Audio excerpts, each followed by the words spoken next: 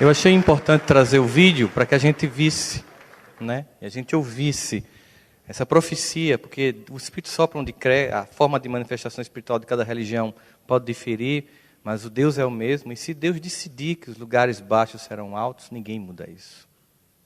E Ele decidiu isso. Mas isso vai acontecer com a nossa colaboração. Isso vai acontecer com o nosso sentimento de família universal. No mundo em que as pessoas acreditam que a solução seria construir novos muros, nós somos o país que recebe a diferença, os que têm diferença, os que ninguém quer. Esse é o nosso papel. Ele nos recebeu aqui, isso já é uma grande lição. Claro, a gente não lembra o que fez, graças a Deus. E Ele nos recebeu aqui. E claro que para que isso aconteça, para que essas promessas aconteçam, nós precisamos de fato ser preparados para a construção da família em toda a sua potência. Uma das coisas mais maravilhosas que a gente vivencia nas experiências viajando no Brasil e mundo afora, eu não digo que é encontrar, reencontrar pessoas do nosso coração, irmãos queridos. E aqui eu tenho encontrado várias pessoas, mas tem um casal querido amigos que eu conheci desde o primeiro congresso, que é o meu amigo Máximo e Daniela Migliari, que estão aqui na minha frente. São duas criaturas queridas e amadas. E a Daniela, ela tem uns vídeos que você já tem visto, que ela abre com a imagem de uma pessoa de olho azul. Você já tem visto esses vídeos? Ela publica uns textos maravilhosos e fantásticos. E eu queria começar aqui com um pequeno trecho de um dos textos dela, chamado Convivência, Eis a Gigante Escola Evolutiva, para a partir daí a gente refletir, porque é justamente esse discurso que não é da fantasia de uma família perfeita, de um casal perfeito, de filhos perfeitos, porque as pessoas querem crianças com 5 anos prontas para fazer um PhD em Harvard. E esquecem de amar e de levar Jesus aos corações delas. Ela vai dizer o seguinte: eu sou as palavras, minha família é o papel. Simples assim. Romântica? Não mesmo. Esse enredo se passa muito mais numa narrativa digna de novela, recheada de baixarias, algazarras, perda de controle, e nem adianta disfarçar. Mesmo o mais polido das almas sabe o que acontece quando o filho derrama um copo de suco de uva em cima do celular na hora do jantar. É difícil pra caramba conviver. É puxado ouvir o choro, o grito, demandas carentes, birra de crianças e de adultos. É o lar, queridos amigos, a oficina das almas. Quer queiramos ou não, somos um bicho estranho, estranho para valer. E por mais que a convivência cause profundas dores, são elas que apontam os aspectos da nossa infância espiritual, que tantos precisamos, que tantos precisam experimentar e amadurecer na vida. Todas as principais narrativas do Evangelho de Jesus acontecem em família, em casa. Ele podia ter descido pronto na terra para cumprir sua missão. Ele se submete à condição de filho para aprender e nos mostrar, através da experiência, a importância do lar. Longe de ser um lugar perfeito, é o lugar onde nós nos encontramos, mas a gente romanceou muito essas coisas. A gente criou muitas expectativas falsas sobre a família. Quando Kardec vai perguntar sobre, na questão 775, qual seria para a sociedade o resultado do relaxamento dos laços de família, ele escuta dos espíritos um recrudescimento, ou seja, um agravamento do egoísmo. Por quê? Porque conviver em família nos obriga a não ser egoístas. Vírgula, depende da família.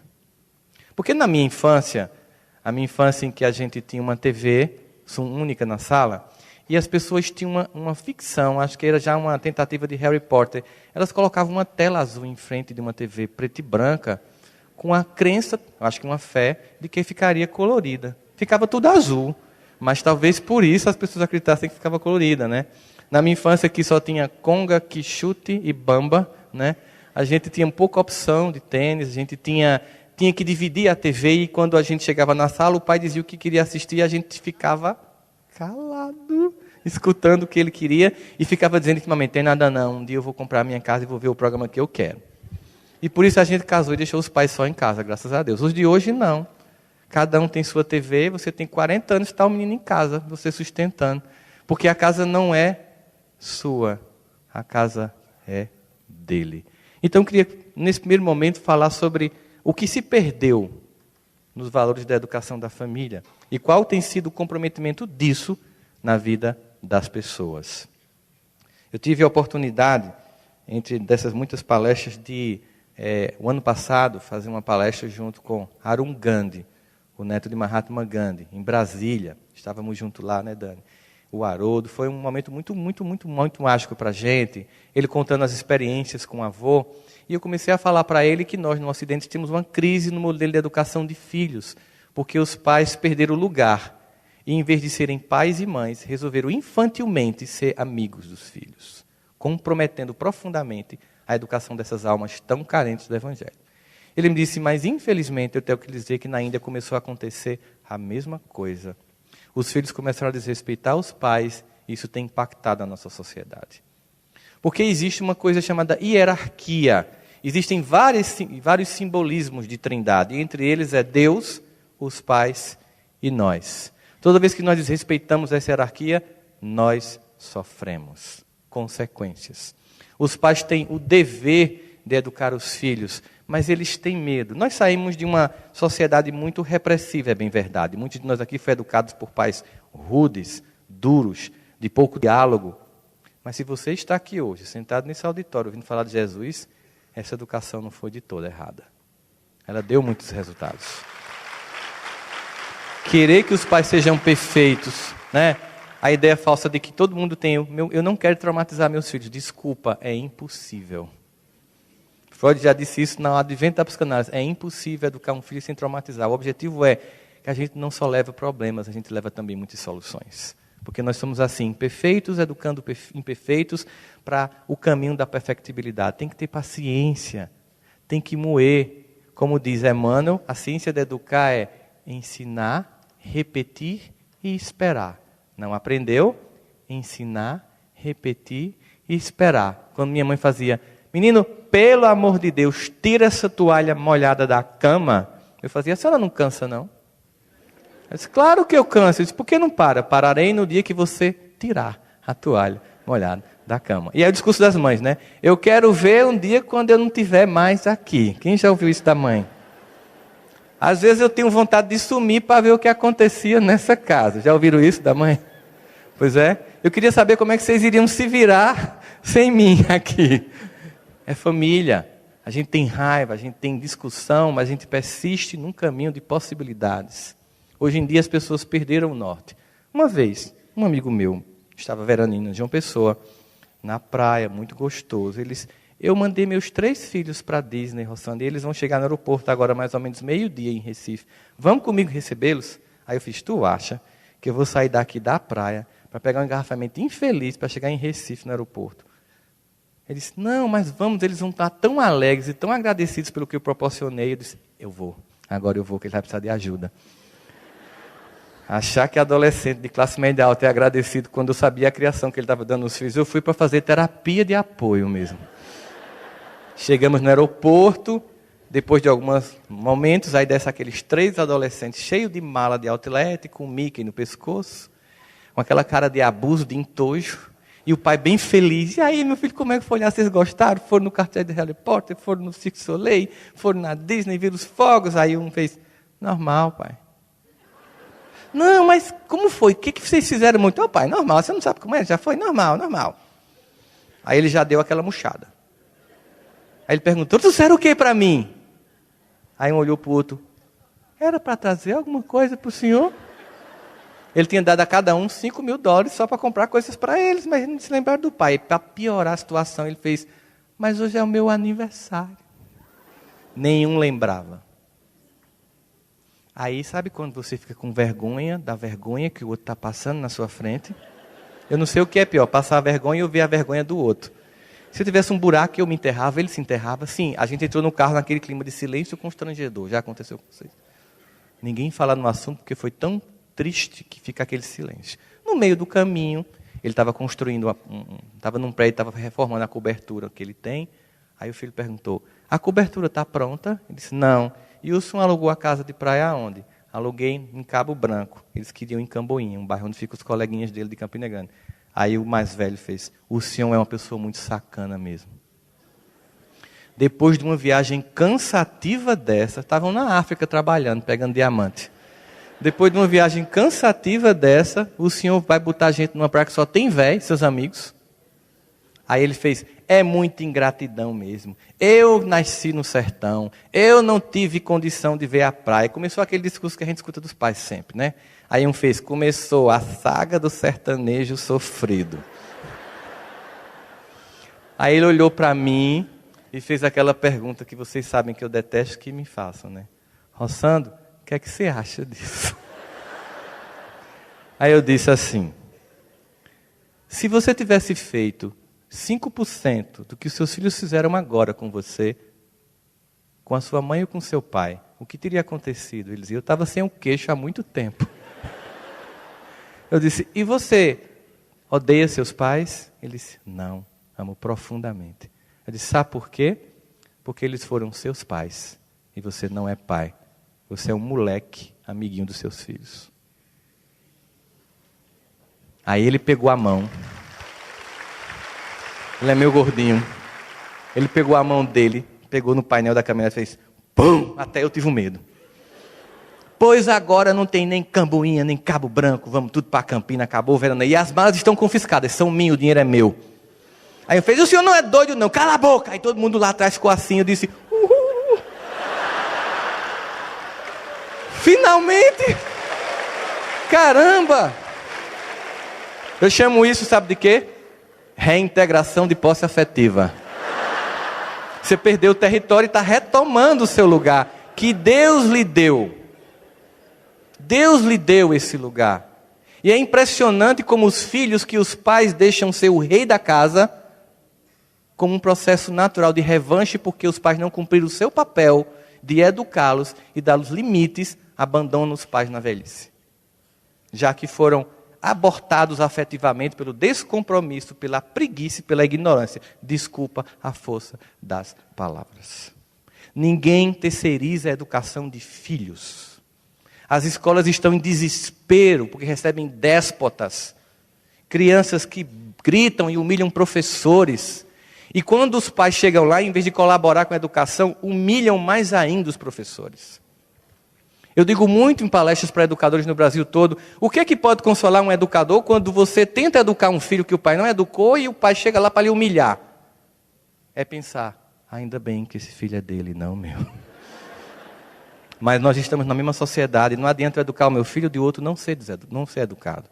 Nós temos um compromisso com o coletivo, a doutrina espírita não é uma doutrina que nos propõe salvação individual egoística, mas redenção coletiva amorosa. Nós estamos aqui para todos nos redimirmos juntos, com ou sem microcefalia, todo mundo tem que ser incluído neste barco. E o compromisso com a educação é muito forte. Portanto, nós temos que pensar os filhos como pessoas que nós temos o dever de educar e dar limites. Quando a gente pensa naquela belíssima oração que Davi fez, o Senhor é meu pastor, não me faltará, me fará andar em pastos verdejantes, refrigerará a minha alma em águas tranquilas, e ainda que eu ande sobre o vale da sombra e da morte, não temerei mal nenhum, porque tu estás comigo. É de uma beleza poética impressionante. Mas aí Davi diz assim, porque a tua vara e o teu cajado me consolam. Pô, Davi estava tão bonito, estava tão... Eu já estava vendo assim, a coisa de uma vara e um cajado consolando. Como assim, Davi? Eu tive um... É a disciplina de um pai que ama e quando vê o filho caindo no abismo, puxa com a vara e com o cajado. Autoritarismo é diferente de autoridade. Nós temos que preservar a autoridade, que para a formatação do ego, é que aí Kardec faz uma pergunta, para a formatação do ego infantil, nós precisamos de normas, de condutas e de valores. É por isso que Kardec pergunta na questão 383, qual é, para o espírito, a utilidade de passar pela infância? A gente não podia nascer já com PhD, né? Imagina, no tem encarnação, você estudou, tem um monte de título, publicou livro, aí não tem encarnação, você começa beabá, berbé, baby, aí vai ver cosseno, cotangente. A pessoa tem que esquecer quem foi mesmo. É óbvio que tem que esquecer quem foi. Aí Kardec pergunta, por quê? Não podia nascer adulto? Tem uma função. Os espíritos respondem. Encarnando-se com o fim de se aperfeiçoar, o fim total da encarnação, o aperfeiçoamento. Encarnando-se com o fim de se aperfeiçoar, o espírito é mais acessível durante esse tempo às impressões que recebem e que pode ajudar o seu adiantamento, para o qual devem contribuir, não é os pais, todos os que estão encarregados pela sua educação. Vovós, titias, madrinhas, não é assim? A gente colabora com a educação das crianças, todos. Por quê? O espírito nasce, tem as tendências anteriores, tem aquele período de moratória infantil, que você leva os valores, leva para a evangelização, para ouvir falar de Jesus. Quando chega a pré-adolescência, começa a voltar as tendências de repetição do espírito, aí ele entra na crise. Qual é a crise? A velha criatura quer se expressar novamente, mas o modelo novo do evangelho foi oferecido. E a criança fica entre a vontade de repetir e os novos valores que aprendeu. Se você não oferece o evangelho, se você não oferece valores, você não provoca a crise, o espírito repete tudo de novo. E você não cumpriu com o seu objetivo. Tem pessoas que colocam os filhos para fazer alemão, inglês, balé, computação, escola integral, porque querem gênios, porque querem pessoas de sucesso. E se o filho morrer com 10 anos, o que foi que ele levou de você? Notas? Ele pode ter tudo isso. Sem amor, como diz Paulo, nada seria. Mais do que qualquer coisa, sobretudo, o que as crianças precisam nos lares, os jovens são de amor, compreensão e escuta. Para escutar ainda mais a história da família, nós temos o advento de uma coisa que tem nos afastado profundamente. Com a promessa de nos aproximarmos, de nos conectarmos, as redes sociais têm nos distanciado. Temos a primeira pergunta quando chegam na nossa casa: qual é a senha do Wi-Fi? Que é para poupar o 3G, obviamente, da pessoa, né? E pegar o seu Wi-Fi, que ainda não é limitado. Mas as pessoas chegam na sua casa não para conversar com você, para conversar com os outros que não estão lá. Uma desconexão, casais desconectados, pessoas desconectadas, famílias desconectadas. Mais do que uma boa escola, nós precisamos de atenção e afeto. Como é que um pai e uma mãe que passa o dia no Instagram, no WhatsApp, no Facebook, no Snapchat, vai ter tempo de observar que o filho está mais calado, que a filha ficou mais tempo trancada no quarto? Esses pequenos sinais fundamentais para você prevenir alguma coisa, para você chegar junto e perceber que alguma coisa está dando errado. Nós perdemos isso e temos que recuperar.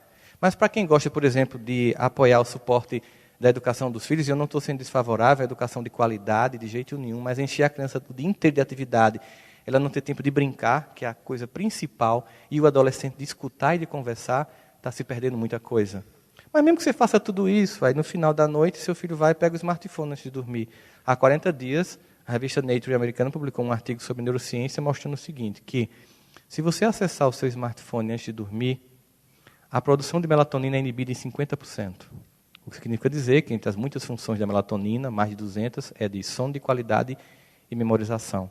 Significa dizer que você pagou uma escola boa, pagou professores de reforço, pagou aulas de inglês, mas de noite 50% do conteúdo vai para o ralo, porque ele está no WhatsApp. E a pergunta é, você sabe a senha do celular do seu filho? Você tem o dever de saber. Porque quem paga a conta é você.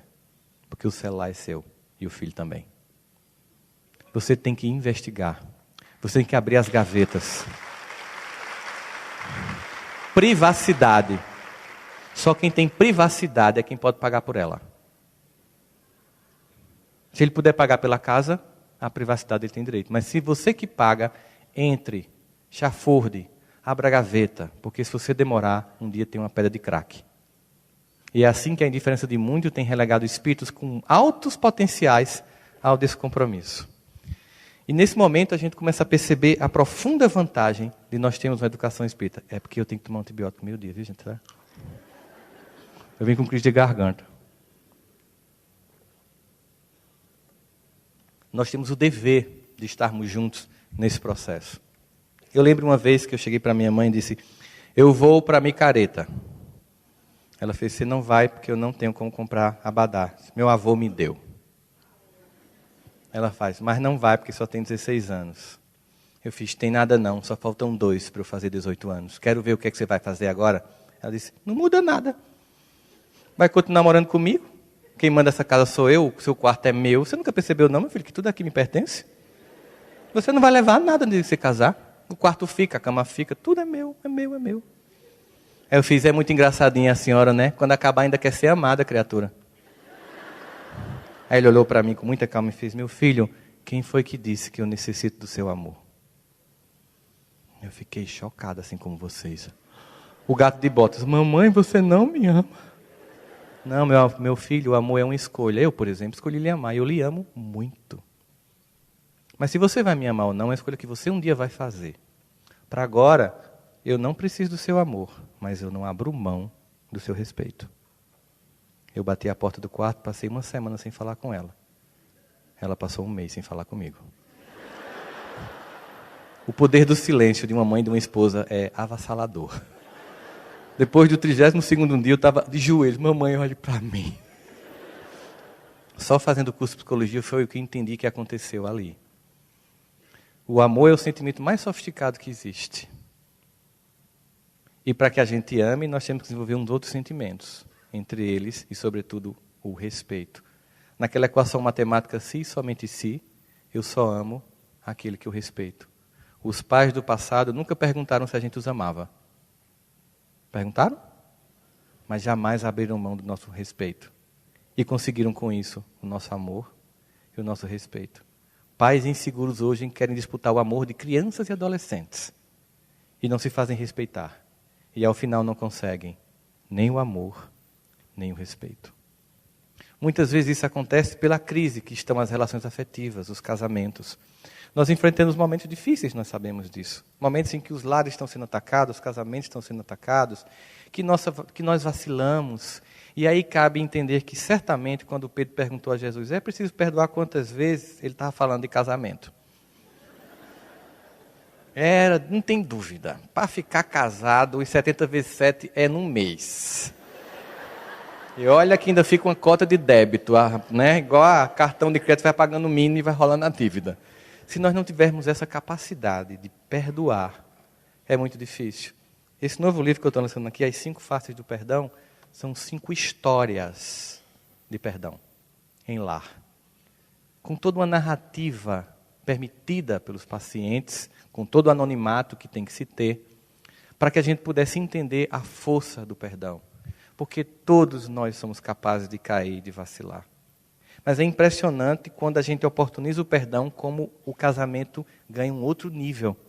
Eu já atendi tantos casos de traição afetiva que tem 2 soluções. Se desiste e se perde tudo que se conquistou porque tirou a fotografia. Relacionamento é um filme. Mágoa é fotografia. Eu tenho toda uma história com você. Um dia você cai. Aí eu tiro uma foto e fico olhando para ela. E esqueço toda a trajetória que nós construímos aqui. Se você pode superar, perdoar, o casamento vai para um patamar de muito mais valor, de intimidade, de crescimento. Porque qualquer um de nós é vulnerável. As pessoas se atacam, seduzem, é uma coisa impressionante. Tanto que eu até digo assim, a coisa mais invejada do mundo hoje não é dinheiro, nem sucesso, nem poder, nem beleza. É relacionamento. Portanto, se o seu for bom, não divulgue não. Se o marido é bom, não dá para o gasto, não faz propaganda. Não faça propaganda, porque vão atrás para pegar o produto. Então você diga, não, é aquela coisa que a gente tem que tolerar, mulher, sabe como é que é? Porque as pessoas têm uma carência muito grande. Quando elas veem um casal feliz, elas pensam, se eu tivesse essa mulher, ou se eu tivesse esse homem, eu seria feliz. E não entendem que aqueles dois têm um compromisso de estarem juntos, apesar das dificuldades. Por isso que está dando certo. Se você for lá e tirar e entrar naquela constelação, quebra tudo e fica os dois infelizes, e o outro que sai também fica infeliz.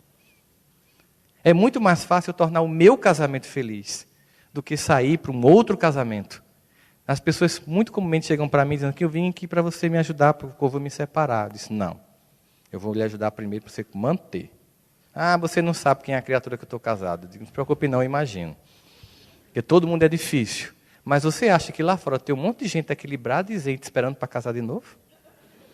É um desespero. Um amigo meu chegou e revoltado, um amigo pessoal. Eu me separar de fulano, não aguento mais, não sei o quê. Reclamou, escutei. Era a época de São João lá em Campina Grande, ia ter um show, muito dessas de patroas, né? E eu disse, faz o seguinte, tu está com um casal de amigos aí? Tô. Leva ele para o show das patroas amanhã. Não, por quê? Não, você deixa sua esposa em casa e acompanha eles. Mas por quê? Não, eu queria só que você fizesse isso. Eu não vou lhe dizer nada, eu não vou discursar, não vou argumentar. Você já sabe como eu penso. Vá para o show. Ele foi para o show. Aí de manhã ele ligou para mim, mas tu é muito sacana mesmo, né? O que foi? Tu sabia o que ia acontecer, não foi? Foi. E aí, percebeu? Meu Deus, eu tenho que ficar no meu casamento, o mundo está perdido. Que povo louco é aquele? Pronto, é o que está lhe esperando lá fora, meu amigo. É o que está lhe esperando lá fora, uma loucura, uma carência, um desespero. Invista no que você tem. Aprenda a perdoar. Deixe de pensar que as pessoas são perfeitas. Aceita-se como se é. A capacidade da gente... A gente só consegue realmente viver um casamento feliz, uma vida feliz, sem fantasias, quando a gente aceita as nossas imperfeições. Não fica olhando a imperfeição do outro. Quando a gente começa a deixar de acusar aquela nossa companheira ou companheiro, independente de uma orientação afetiva ou não, da gente deixar de acusar o outro que está conosco e pensar no que nós temos. Entender que eu não vivo numa relação só se você gostar da mesma religião que eu tenho, do mesmo time que eu gosto, da mesma música que eu escuto. É apesar dos defeitos, das dificuldades, eu quero ficar com você. Porque nós estamos construindo algo muito fabuloso. E essa capacidade de enxergar a própria sombra ela é fundamental. Eu acho que dificilmente Pedro, que foi tão bem cantado pelos meninos de Escolhas de Luz, na música Tim e Vanessa, poderia ter servido tanto Jesus se ele não tivesse negado Jesus. Eu tentei explicar para os jovens ontem como foi que ele se sentiu mais ou menos.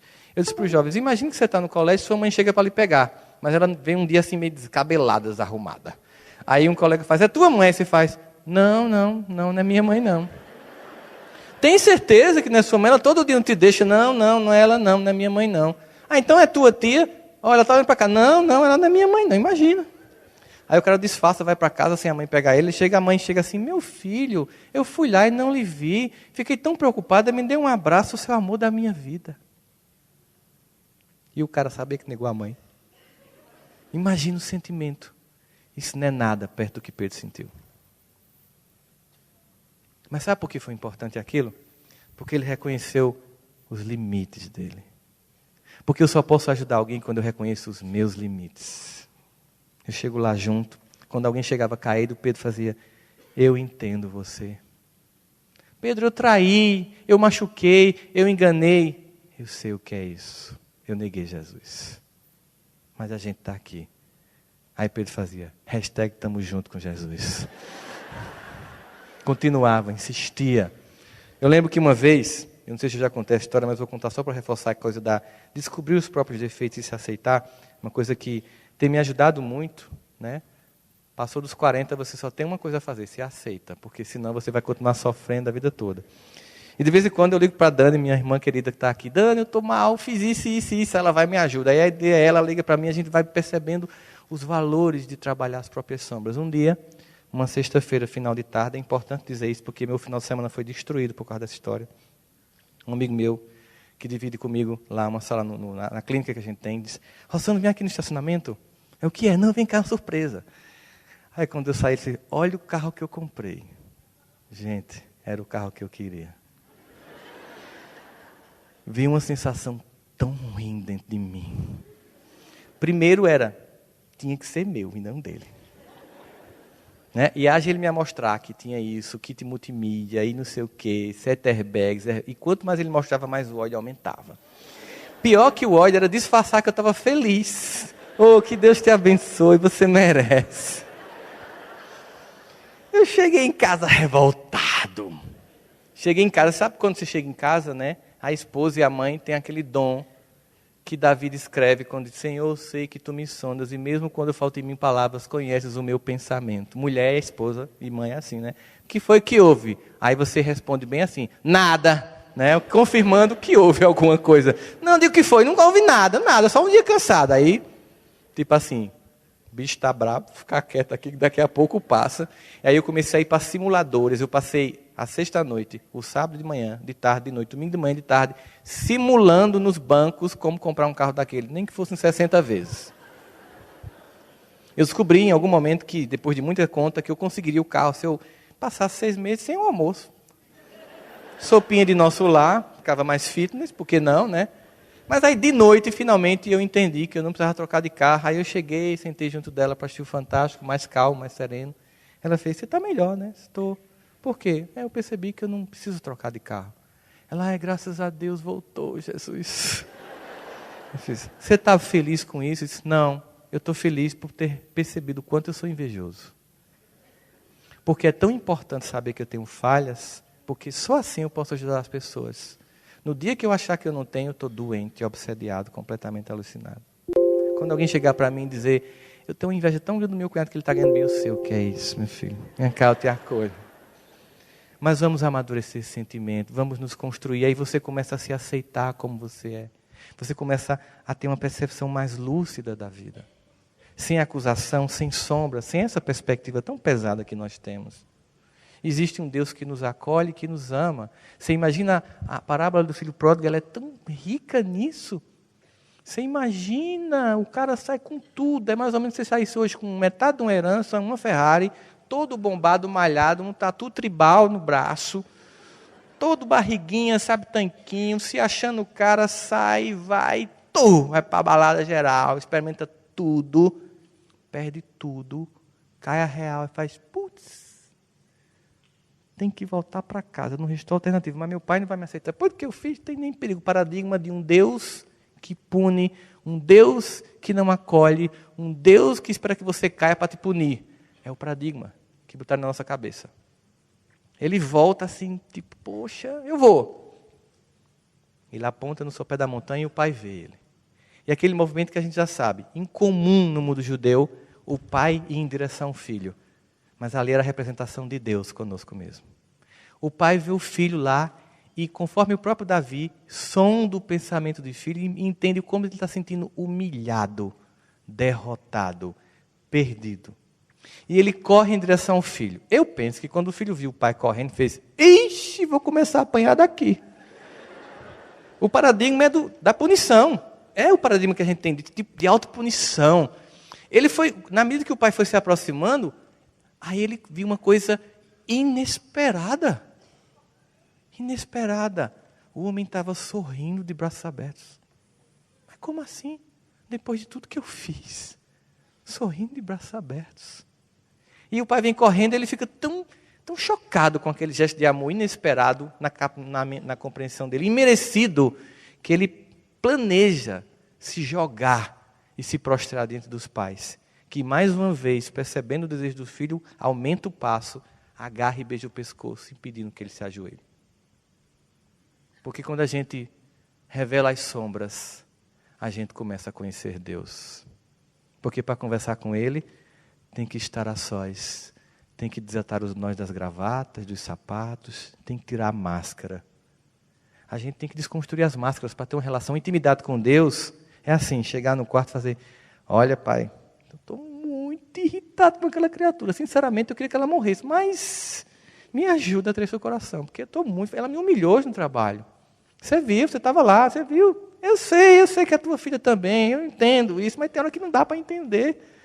É uma conversa sincera.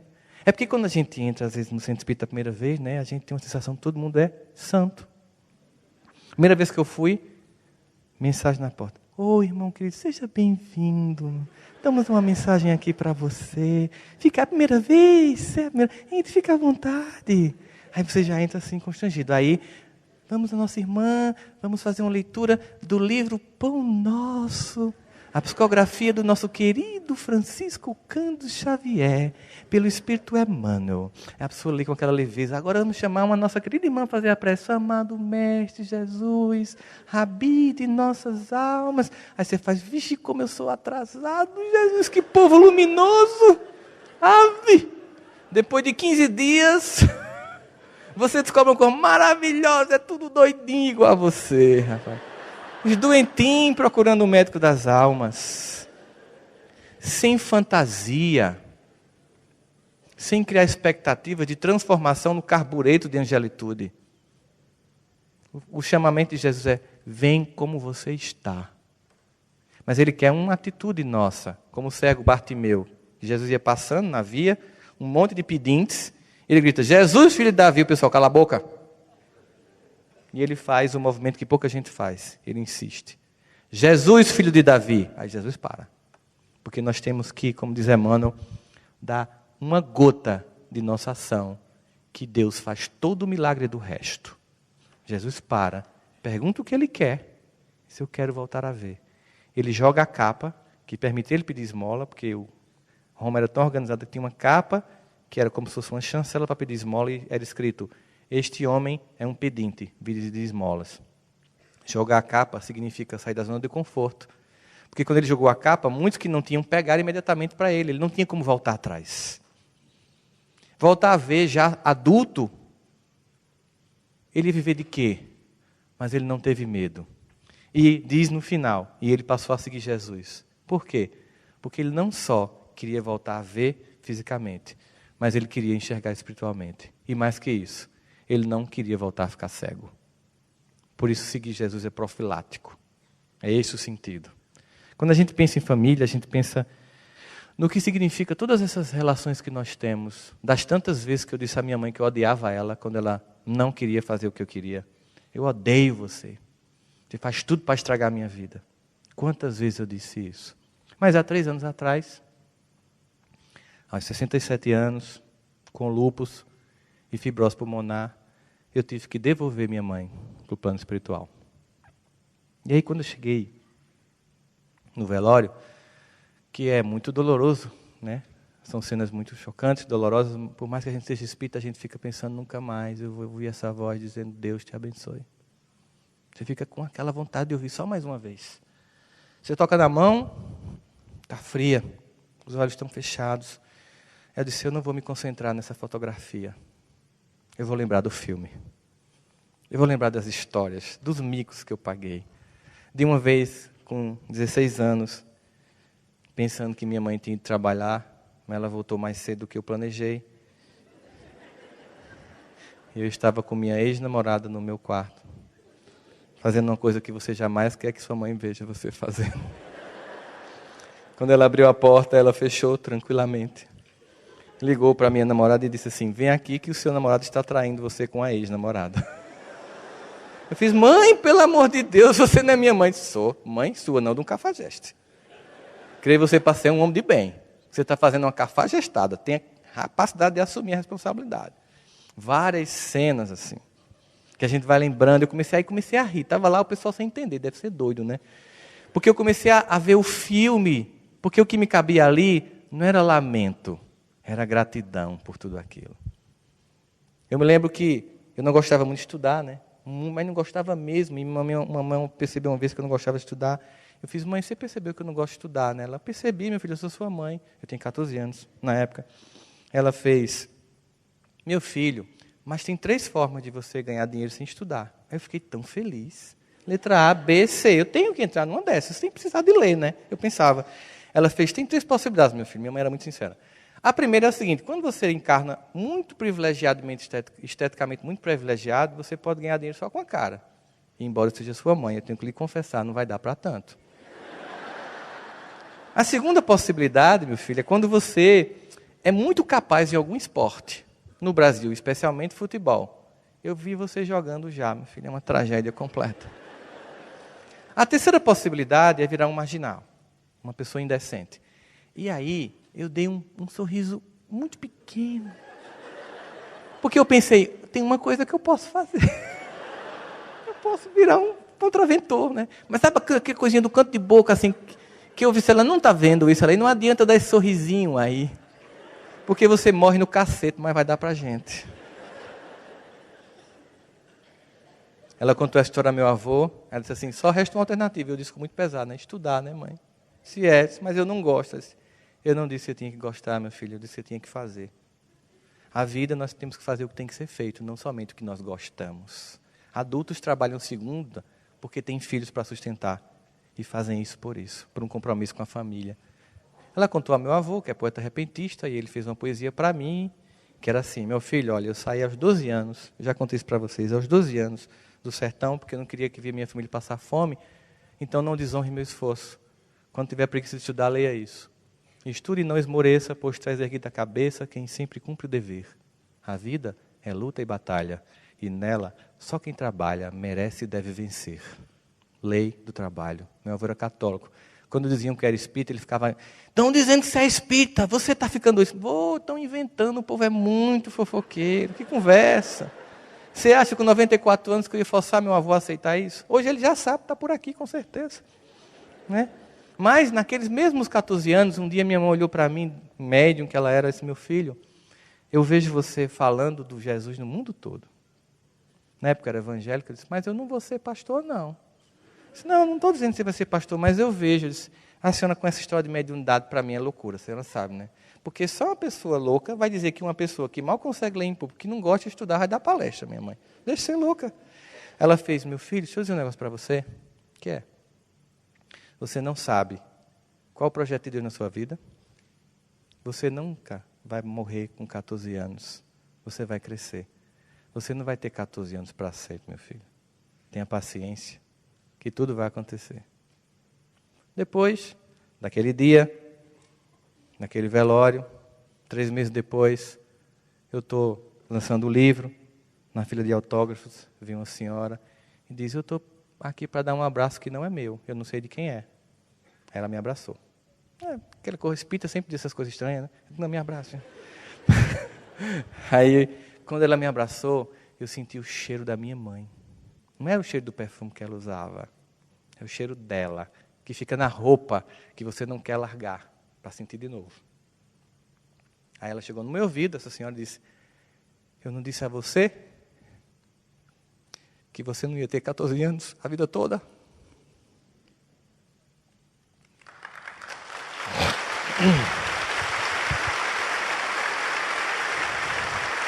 Sabe por que isso acontece? Isso acontece porque os sonhos de Deus são bem maiores que os nossos. Porque o nosso potencial é maior do que o que a gente imagina. E porque nós somos apenas instrumentos. Então, somente isso. Porque o Mestre é quem está sobre nós. Isso que nos anima. Mas para a construção dessa potência, o papel da família é tão importante. Não só da família pessoal, mas da família universal. Portanto, todos vocês que quiserem colaborar com o projeto da microcefalia, eu queria reforçar antes de encerrar, passem lá no Cybercafé para adotar alguma dessas crianças, para que a gente possa construir um mundo melhor. E aí, para encerrar, vocês vão ter que aguentar eu cantando mais uma vez. A música que a gente vai cantar agora para encerrar chama-se Laços de Família. E eu queria dizer o seguinte, eu vou para o almoço ficar no autógrafo, porque não deu para ficar com todo mundo, então saindo daqui eu volto para lá, certo? Essa música foi composta por 2 pessoas muito amadas por mim. Uma é Marco Lima, que é compositor e cantor espírita, e hoje é o nosso presidente da Federação Espírita Paraibana. E por Oscar de Lira, que é do Centro Espírita que eu faço parte, e que compôs essa música junto, chamada Laços de Família. Se o pessoal puder projetar aqui agora, marcar uma música para a gente cantar junto, que eu queria que vocês cantassem só o refrão. Como vocês são caridosos e não estão com tomates aí,